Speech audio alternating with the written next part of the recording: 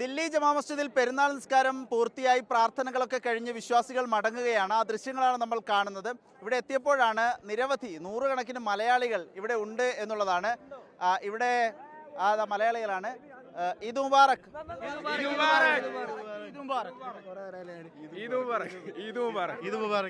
എവിടെന്നാ? ഞാനിവിടെ ഡൽഹിയിൽ. എവിടെ നിന്നാണ് വീട്? എവിടെ? ഞാൻ പാലക്കാട്. ഇവിടെ എന്താ പരിപാടി? ഇവിടെ വർക്ക് ചെയ്യാണ്. എന്ത് ചെയ്യണം? മർക്കസിൽ വർക്ക് ചെയ്യാണ്, സ്റ്റാഫായിട്ട് വർക്ക് ചെയ്യാണ്. അപ്പൊ പെരുന്നാള് നാട്ടിൽ പോക്കില്ല? ഇല്ല, ഇപ്പൊ 2-3 പെരുന്നാൾ ഇവിടെ തന്നെ. ഞാൻ മലപ്പുറം തെന്നലയിൽ നിന്നാണ്, കോട്ടക്കലായിട്ട്. ഇവിടെ പഠിക്കുകയാണ് ഡൽഹി യൂണിവേഴ്സിറ്റിയിൽ. ഫസ്റ്റ് ഇയർ സ്റ്റുഡൻ്റ് ആണ്.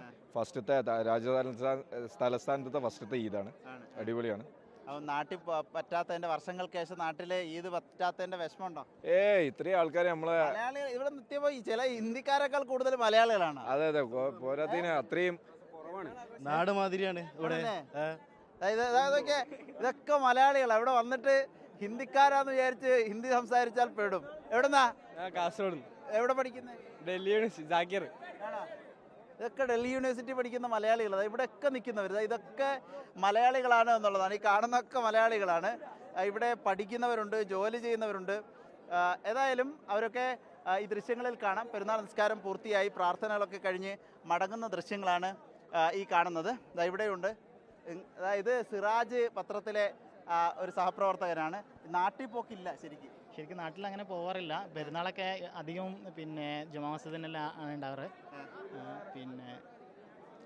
ശരിക്കും പറഞ്ഞ ഒരു വിഷമാണ് നാട്ടിൽ പോകാൻ പറ്റാത്തതാണ്. അതേസമയം തന്നെ നമ്മുടെ ഡൽഹിയിൽ ഇതേപോലെ ഇത്ര വലിയൊരു സംഗമത്തിൽ അതിന്റെ പെരുന്നാളിന്റെ കൂടെ ആകുക എന്നുള്ളത് ജമാ മസ്ജിദ് വരുമ്പോൾ ഒരു പ്രത്യേക ഒരു അനുഭവമാണ് അല്ലേ?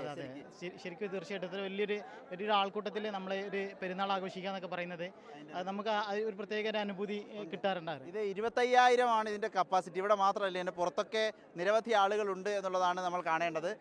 എങ്ങനെയുണ്ട് പെരുന്നാൾ? അടിപൊളി. ഇന്ത്യ ടുഡേയിലെ പത്രപ്രവർത്തകനാണ്.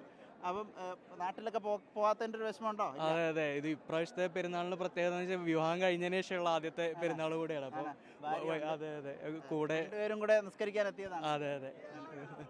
അപ്പം ആദ്യത്തെ ഇവിടെ തന്നെ ഈദ് മുബാറക്. ഈ ദൃശ്യങ്ങൾ വിജിത്ത് ഊർക്കടവാണ് ദൃശ്യങ്ങൾ പകർത്തുന്നത്. ഇവിടെ നിരവധി മലയാളികളുണ്ട്.